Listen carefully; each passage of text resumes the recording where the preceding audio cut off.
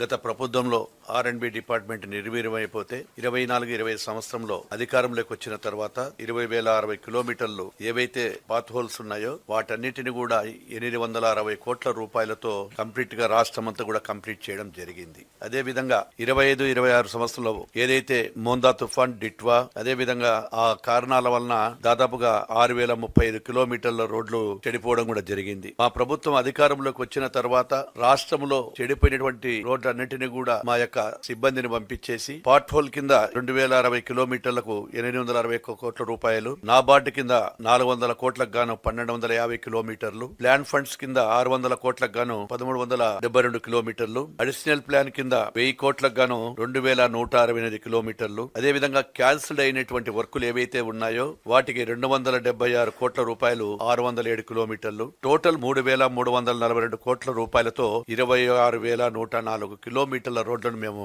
ఈ రోజు ఇవన్నీ కూడా చేపట్టడం జరిగి ఇవన్నీ కూడా మొదలుపెట్టి చేయడం జరుగుతూ ఉన్నాయి.